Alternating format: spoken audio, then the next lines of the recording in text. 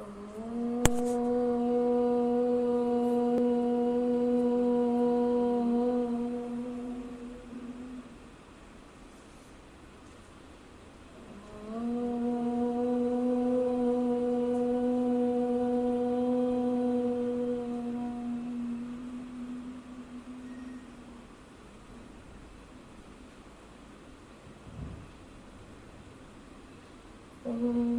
श्री गणेशाय नमः। ॐ श्री सरस्वत्यै नमः। ॐ श्री गुरुभ्यो नमः। गुरुर्ब्रह्मा गुरुर्विष्णुः देवो महेश्वरः। गुरुः साक्षात् परं ब्रह्म। तस्मै श्री गुरवे नमः। सदाशिवसमारम्भाः शङ्कराचार्यमध्यमाम् अस्मदाचार्यपर्यन्तां वन्दे गुरुपरम्पराम्।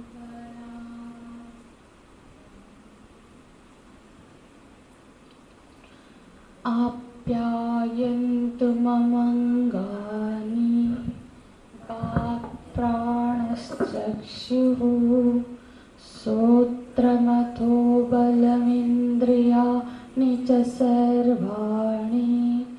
सर्वं ब्रह्म उपनिषदं माहं ब्रह्म निराकुर्याम्। मा ब्रह्म निराकरोत्। अनिराकरणमस्त्वनिराकरणं मे अस्तु। तदात्मनि निरते य उपनिषत्सु धर्माः ते मयि सन्तु। ते मयि सन्तु। ॐ शान्ति शान्ति शान्तिः।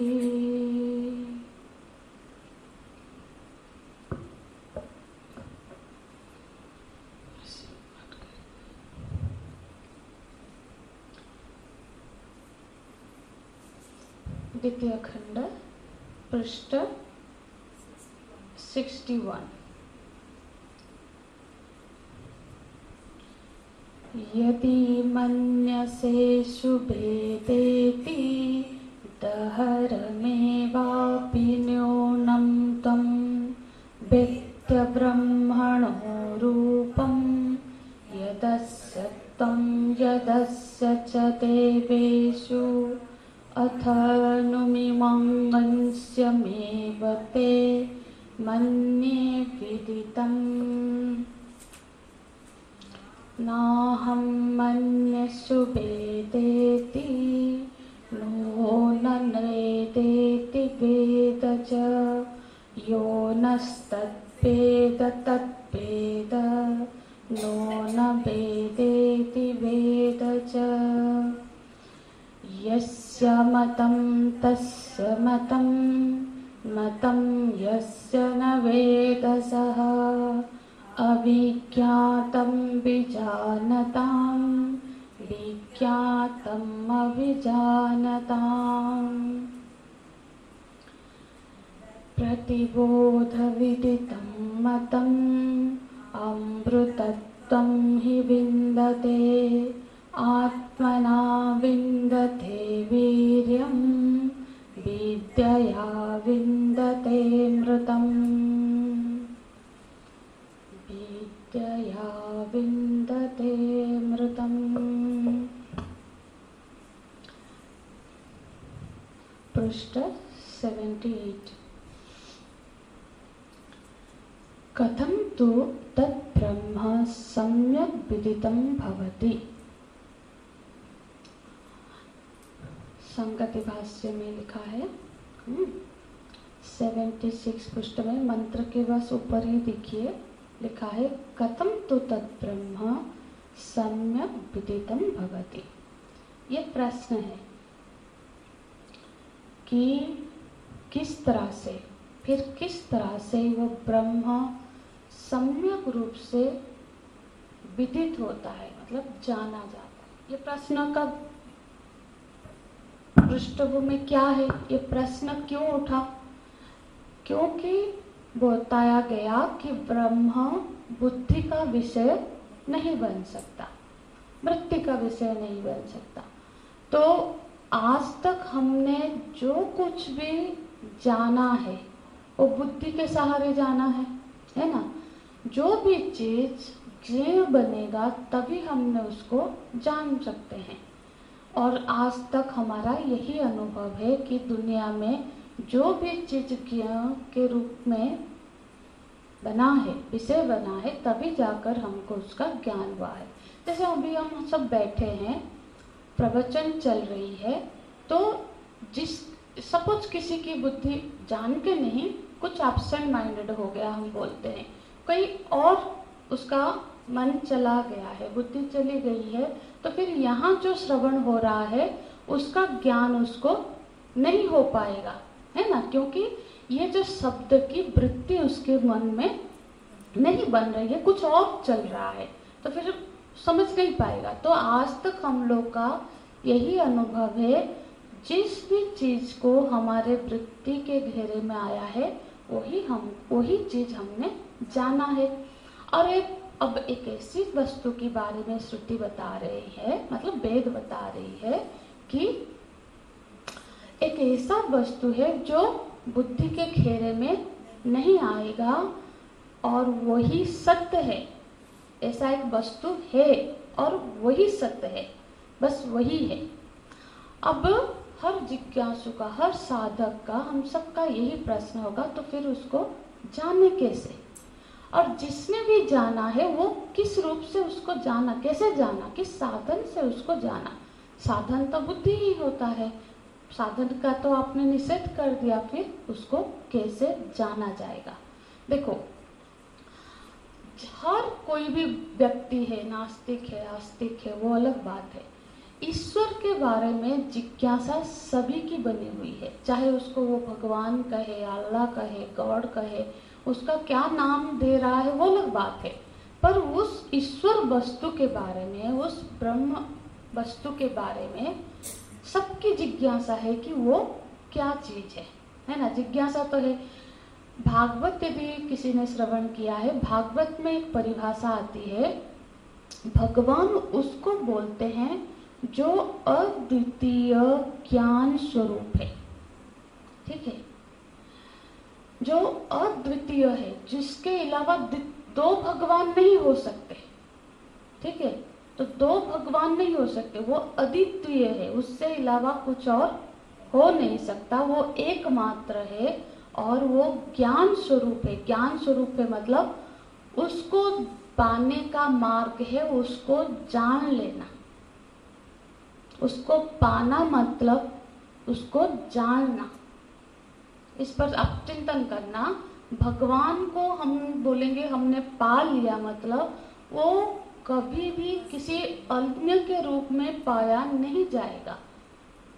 उनको जान लेना ही, उनको जाने तुम ही हो ही जाए, गीता हम पढ़ते हैं ना, गोस्वामी जी की वक्तव्य है। तो उनको जान लेना, वो ज्ञान स्वरूप है। तो यहाँ अभी श्रुति माता वो साधन बता रही है कि किस साधन से, किस मार्ग में जाकर हम इस ब्रह्म स्वरूप को, उस परमात्मा को जान पाएंगे। उसको जानने का मार्ग क्या बताती है? प्रतिबोध विदितम मतम। प्रतिबोध विदितम, वो जाना जाएगा। किस तरह से? प्रतिबोध, ये है मार्ग। इसी मार्ग में, इसी रास्ते में जाकर ही हम वहां तक पहुंच पाएंगे। देखो, अब कोई बोल सकता है, और यहाँ पे एक आप यदि भाष्य में देखेंगे तो दूसरे पृष्ठ में 79 में न अन्य द्वारम अंतरात्मानं विज्ञानम। यहाँ तक कि भगवान भाष्यकार बोल देते हैं इसके अलावा कोई अन्य द्वार है ही नहीं उसको जानने के लिए। मतलब अन्य सारे द्वार का निषेध करते हैं, बस इसी द्वार से ही वहाँ प्रविष्ट हो सकते हैं। तो अब बाकी जो मतावलंबी है, कोई किसी संस्था मतलब किसी धर्म का किसी संप्रदाय का होगा, तो फिर उसके मन में ये आएगा कि क्यों अन्य मार्ग का निषेध है। बाकी तो शास्त्रों में तो नहीं है, बहुत सारे संतों ने अलग अलग मार्ग बताया है। कोई बता रहा है आप जाप साधना करो तो भगवान की प्राप्ति हो जाएगी, कोई बोल रहा है खूब ध्यान करो, कोई बोल रहा है कि खूब मानव सेवा ही भगवान का सेवा है, बहुत लोगों की ही सेवा करो। हाँ, अलग अलग संप्रदाय का, अलग अलग महापुरुषों का अलग अलग मत भी देखे जाते हैं। तो फिर न अन्य द्वारम, और अन्य द्वार है ही नहीं बोलने का अभिप्राय क्या है। देखो, अन्य द्वार मतलब अन्य साधन, अन्य साधन है नहीं। असल में साधना, जो साधन होता है ना, वो भी दो तरह की होती है। एक होती है परंपरा साधन, एक होती है साक्षात साधन। कोई भी साधन मतलब कोई भी मार्ग हो, कोई भी जैसे गाड़ी भी हो, एक होता है साक्षात साधन जो डायरेक्ट आपको आपके लक्ष्य से मिलाएगी, और होता है एक परंपरा साधन जो कि आपको उस साक्षात साधन तक ले जाएगी। किस तरह से? हमको फ्लाइट पकड़नी है, एरोप्लेन में बैठना है या कहीं जाना है, तो एरोप्लेन तक डायरेक्ट अपने घर से तो हम नहीं बैठ सकते। हम फिर एक टैक्सी करेंगे, गाड़ी से एरोप्लेन मतलब एरोड्रोम तक जाएंगे, फिर प्लेन में चढ़ेंगे। तो यहाँ ये हुआ परंपरा साधन जो हमको वहां तक पहुंचाया। फिर वो प्लेन साक्षात साधन है जो हमको अमेरिका तक पहुंचाएगी। हम कार में ही सीधा अमेरिका नहीं पहुंच जाएंगे, ठीक है। तो इसी तरह से बहुत सारे चीजें, देखो बहुत सारे चीजों के लिए साक्षात साधन हमेशा एक होता है। जैसे कि रूप देखना है, उसके लिए कई सारे चीज, मतलब हम कुछ देख रहे हैं, तो बिना नेत्र के, नेत्र है साक्षात साधन। चाहे कुछ भी हो, नेत्र ना हो तो आप उसको नहीं देख सकते। आपको खाना बनाना है तो वहां पे आपको बहुत सारे चीजें चाहिए, बट पात्र चाहिए, पानी चाहिए, कुछ चाहिए। फिर जो खाना को पकाने का कार्य है वो अग्नि से होगा। अग्नि साक्षात साधन है, बिना अग्नि के आप पका नहीं सकते। अग्नि का ही कोई और रूप ले सकते हो, पर अग्नि तत्व के बिना वो पकेगा नहीं। दूसरे साधन का अल्टरनेट हो सकता है, आपने चावल नहीं तो रोटी पका लिया, रोटी नहीं तो, पर पकाने के लिए आपको अग्नि साक्षात साधन है।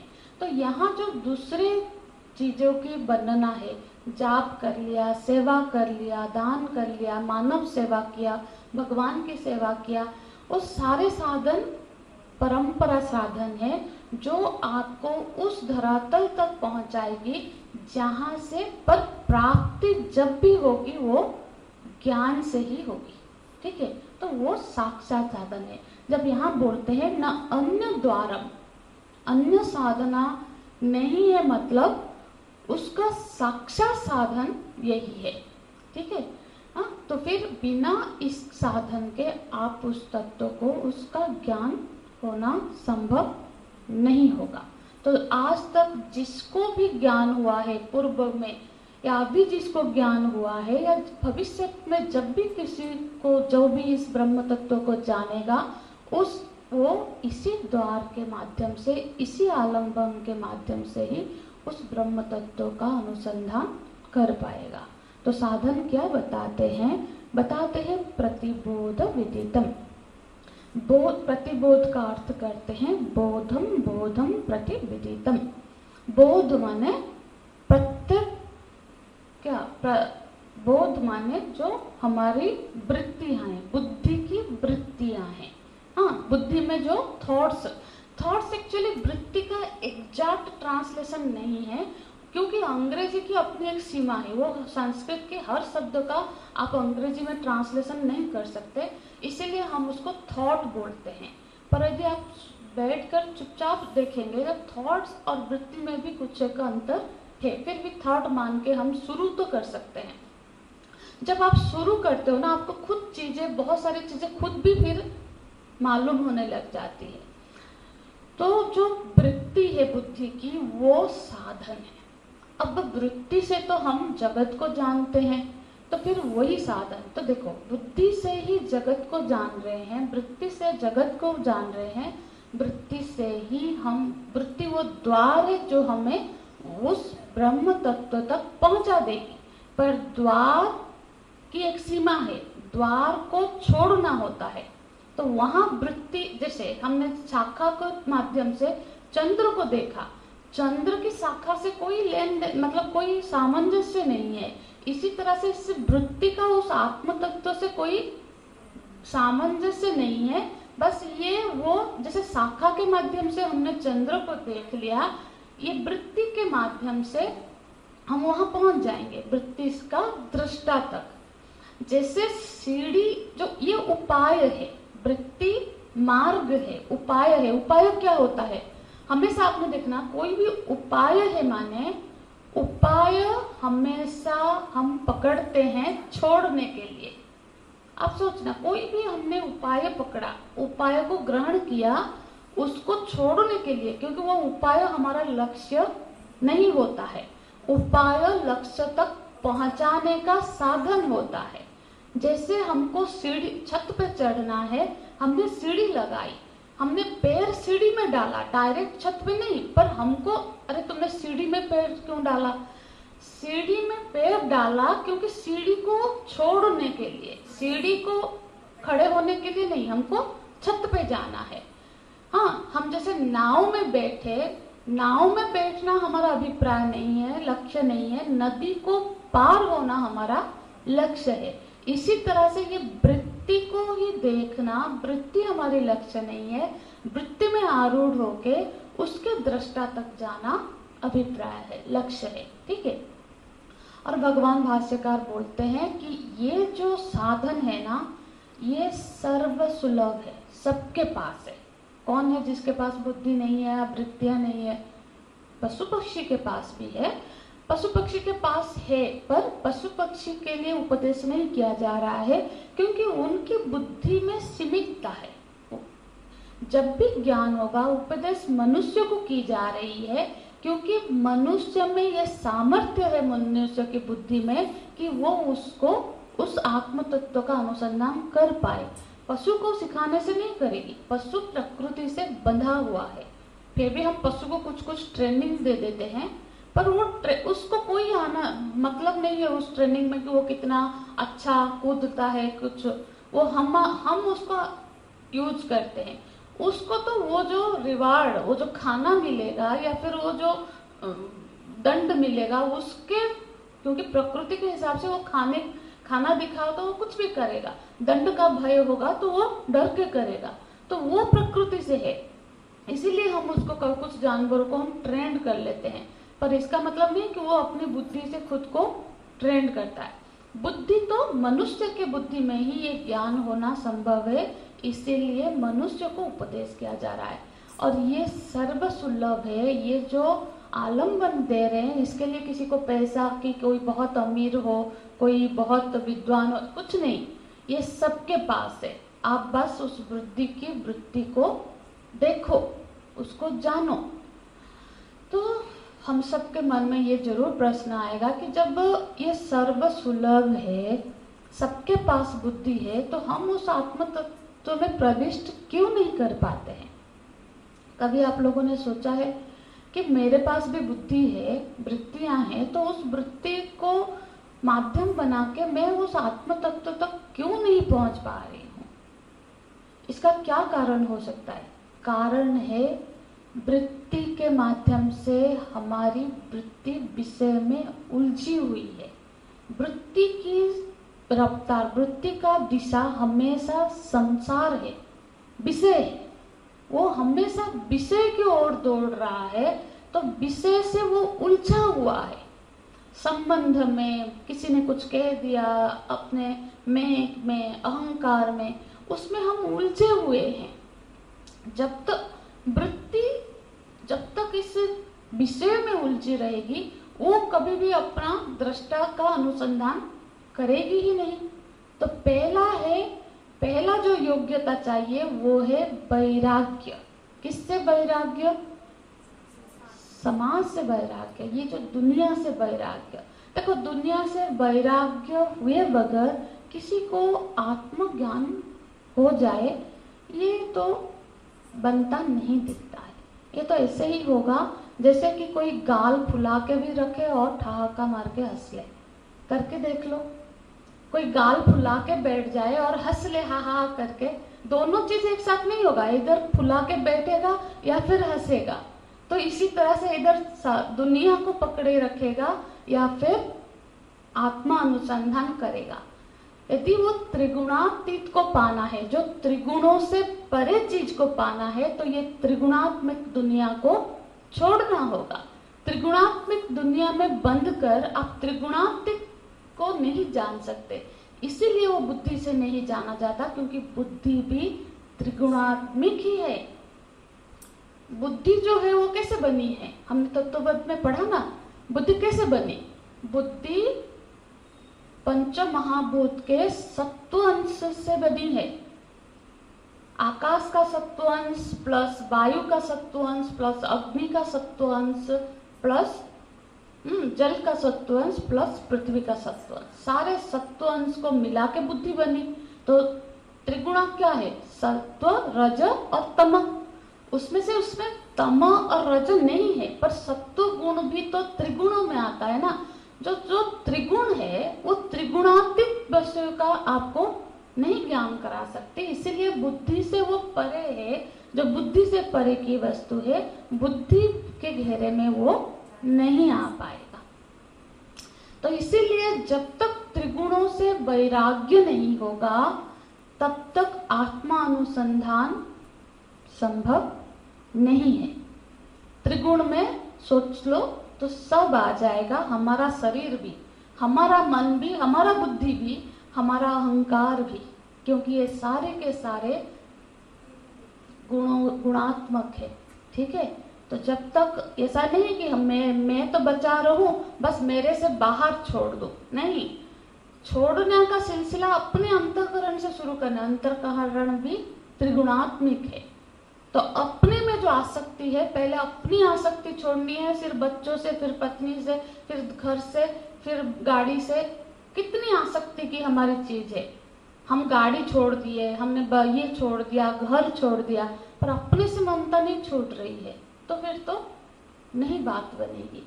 तो ये सारी त्रिगुणात्मिक चीजों से जब हमको वैराग्य होगा, तब जाकर इस आत्मदर्शन की प्रक्रिया का आरंभ होगा। तो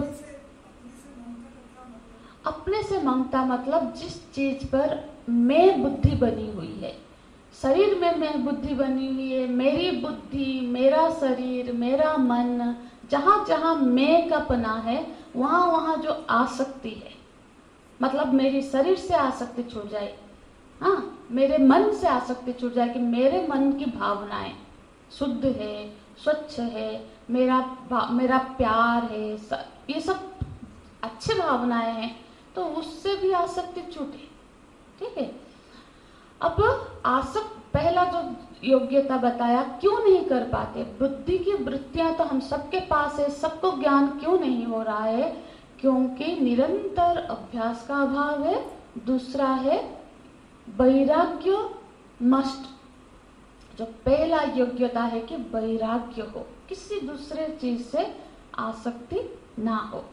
और दूसरी जो बंधन का कारण है, जो और एक डिमांड क्या है योग्यता, दूसरी योग्यता है कि वो मुमुक्षुत्व हो, उसमें ब्रह्म को जानने की इच्छा हो। अब जरूरी नहीं कि हम यहाँ बैठे मतलब हम ब्रह्म को जानने की बहुत ज्यादा इच्छुक है। अपने अपना परीक्षण कर सकते हैं। हम आ जाते हैं, कुछ अच्छी चीजें सुन लेंगे, ठीक है, वो भी कर रहे हैं, ये भी थोड़ा कथा सुन लेंगे, कुछ कथा सुन लेंगे, कुछ पढ़ लेंगे, 2 अक्षर जान लेंगे। क्या तीव्र इच्छा है हमारी कि हम अपने ब्रह्म स्वरूप को जाने? जब तक तीव्र इच्छा ना होना तब तक ये घटना नहीं घटेगी। शास्त्र में ऐसा बताया गया है, वही ज्ञान को प्राप्त कर सकता है जिसमें ऐसी इच्छा हो जैसे किसी के सर में आग लग गई है और वो पानी ढूंढ रहा है। मतलब कैसी उसकी तीव्रता होगी पानी को ढूंढने में, ऐसी तीव्रता यदि आत्म तत्व को ढूंढने में है तब जाकर आत्म ज्ञान उसको हो सकता है। तो मुमुक्षुत्व में शिथिलता ना हो। ठीक है, मिल गई तो अच्छी बात है, ऐसे नहीं मिलेगी, मिल गई तो ठीक है, नहीं मिली तो तब भी चल रहा है, नहीं मिली तो चलेगा, तो फिर तो नहीं चलेगा, चल रहा है, आज तक चला रहे हैं। नहीं मिली कौन सा, ठीक है, नहीं मिलकर भी हम चला पा रहे हैं तो फिर हमको वो नहीं मिलेगी। हाँ मतलब, हाँ तो इसका मतलब है, ये तो बता रहे हैं। तो अब बोल रहे हैं उस प्रत्येक मतलब उस वृत्ति को आलंबन बनाओ और उस वृत्ति में आरूढ़ होकर उस वृत्ति के दृष्टा तक पहुंचो, जो कि हमने बिल्कुल विस्तार पूर्वक उस ध्यान की प्रोसेस का पिछले कक्षा में चर्चा की थी। उम्मीद करती हूँ कि यहाँ से जाकर थोड़ा उस पर चिंतन किया होगा। आप सब बहुत शुद्धि साधक है, जरूर किए होंगे, ऐसा नहीं है, सच में किए होंगे सब। गुरुदेव की कृपा है सब में, तो सब जरूर किए होंगे। जो भी किया होगा अब आज की कक्षा भी उसको अच्छे से समझ में आएगी। तो 2 नाम देते हैं उस आत्म तत्व को, क्या बोलते हैं? सर्व प्रत्ययदर्शी। जो सारे प्रत्यय, वो आत्मा कौन है? वो आत्म तत्व है जो सारे प्रत्यय, प्रत्यय माने वृत्तियां, सारे वृत्तियों का दृष्टा है। हाँ, तो सारे वृत्तियों का भी यहाँ पे देखो 2 चीजें हो सकती है। इस देखो, हर शब्द पर घोर चिंतन हुआ है। हमारे जो विद्वान गण है ना, हर वाक्य का जो बोलते हैं ना बाल का खाल निकालना, वो सब पर बहुत मंथन किए हैं।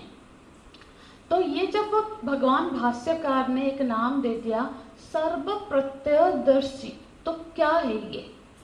देखो, दृष्टा तो है, पर एक तो हम है, एक शरीर है, एक शरीर के अंदर एक मन है। अंदर तो नहीं है, हम सोचते हैं हमारे अंदर ऐसे मन है कहीं पे, तो ठीक है, शरीर के अंदर मन है और मन में या बुद्धि में ये वृत्तियां चल रही है। तो दृष्टा वो है जो इन मन के सारे वृत्तियों को एक भी मिस नहीं करता है, सारे वृत्तियों को जो जानता है वो सर्व प्रत्यय, प्रत्यय माने वृत्ति, बुद्धि की वृत्तियां, दर्शी ये नाम उसको होगा।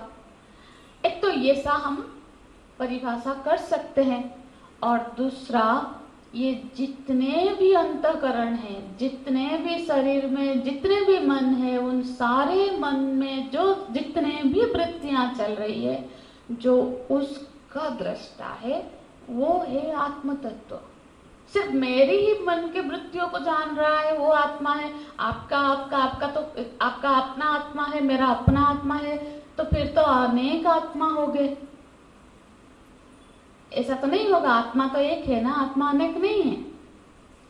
तो सर्व प्रत्ययदर्शी का अर्थ है जितने भी अंतःकरण हैं, मेरे मन की बात भी जान रहे हैं, आपकी भी जान रहे हैं, पशु पक्षियों की भी जान रहे हैं।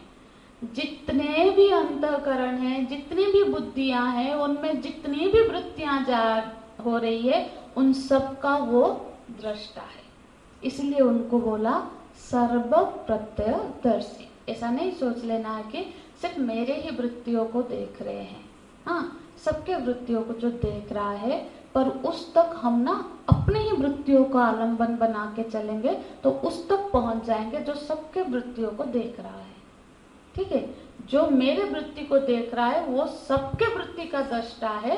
ये एकत्व तो ध्यान रहे, इसी के लिए उनका नाम दिया गया सर्व प्रत्ययदर्शी। ये एक नाम दिया गया है, ऐसा नहीं है, ये भगवान भाष्यकार जी ने एक परिभाषा बना ली। एक ये हो गया। दूसरा क्या बताते हैं? चित् शक्ति स्वरूप मात्रम। ये ना 79 का जस्ट पहला शब्द, यहाँ देखिए, जो देख रहे होंगे उनको समझ में आ जाएगा पदभाष्य में, ठीक है। चित्त शक्ति स्वरूप मात्रम, जो चित्त शक्ति स्वरूप है वो आत्मा। तो यहाँ एक शब्द है शक्ति, हमको पूरा समझना है। सिर्फ शक्ति समझ के यदि हमको उनको आत्मा को शक्ति रूप समझ लेंगे ना, बहुत सारी दोष आ जाएंगे। देखो शक्ति क्या होता है बताओ तो, कभी चिंता क्या है? शक्ति हमेशा नित्य अनुमेय होता है, उसका अनुमान होता है।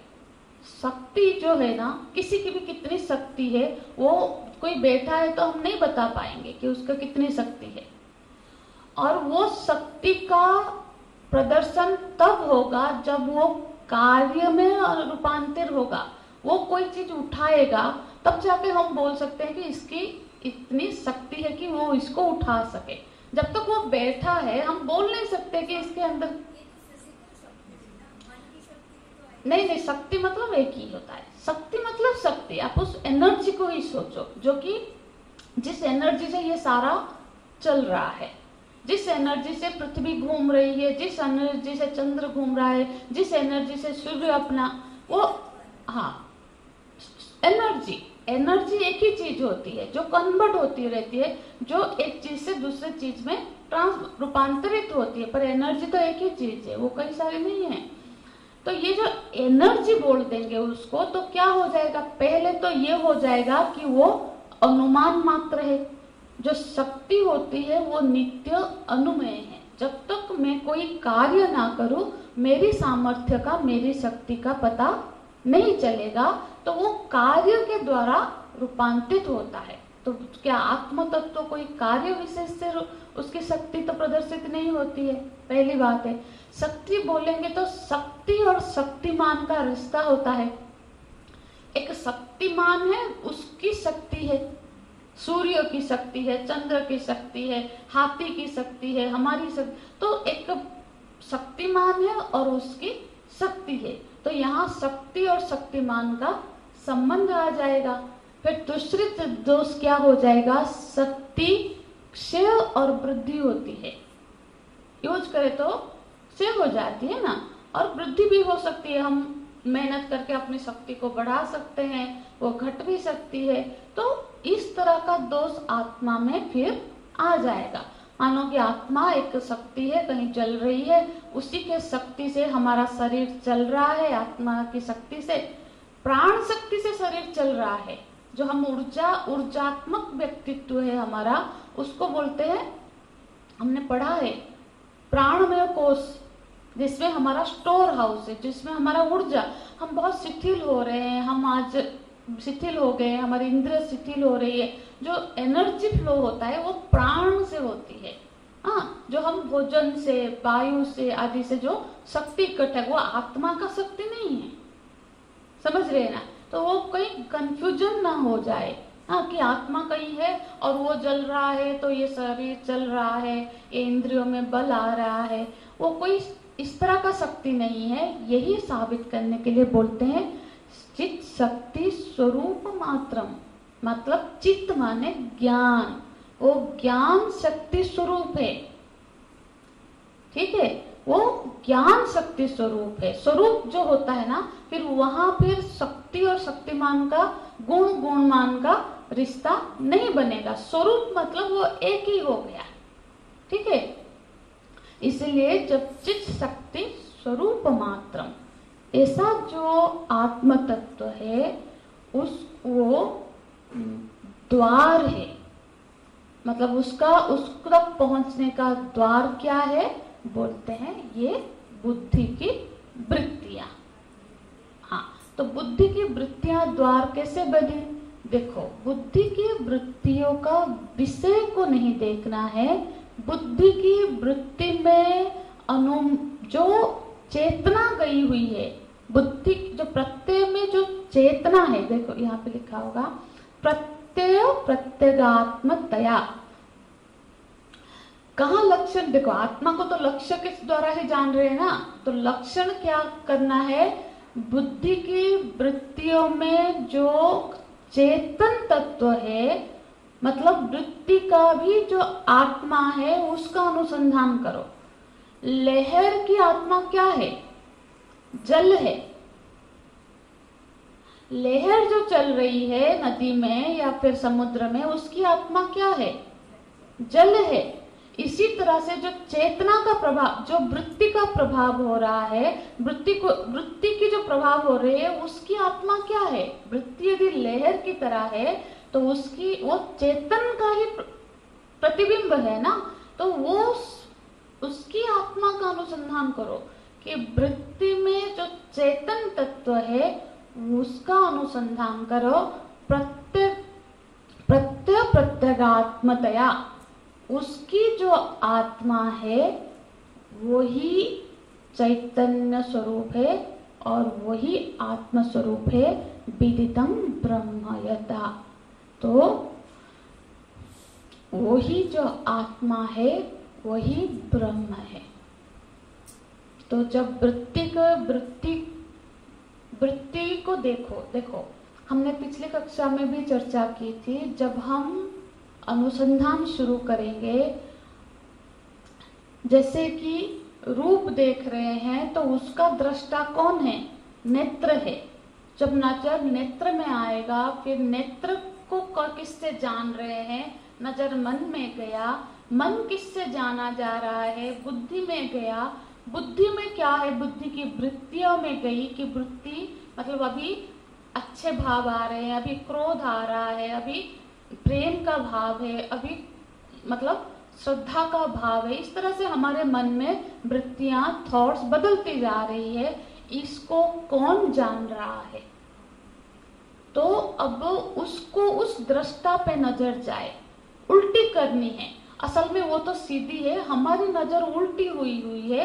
हम ना उल्टा दुनिया की तरफ हमारा प्रभाव है, जबकि जो दृष्टि उलट देनी है कि अब जो दुनिया की तरफ जो नजर है उसकी नजर अपने प्रत्येक आत्मा, अंतरात्मा की तरफ आंख बंद करके दृष्टि को पलट देनी है। ठीक है, तो फिर जाकर जब वृत्ति पकड़ में आ जाएगी, वृत्ति की आत्मा क्या है, मतलब वृत्ति में क्या गया हुआ। आत्मा किसको बोलते हैं? जिसके बिना उसकी कोई एग्जिस्टेंस नहीं होती है। कपड़े की आत्मा क्या है? धागा। धागा ना हो तो कपड़े की कोई, जैसे लहर की आत्मा जल है। तो उस वृत्ति की आत्मा मतलब वृत्ति क्या चीज है, किस चीज से बनी हुई है ये, तो वो चैतन्य है। और उस चैतन्य में फिर जाकर अपना ध्यान, तो वो द्वार है वृत्ति को भी पकड़ा, वृत्ति को छोड़ने के लिए।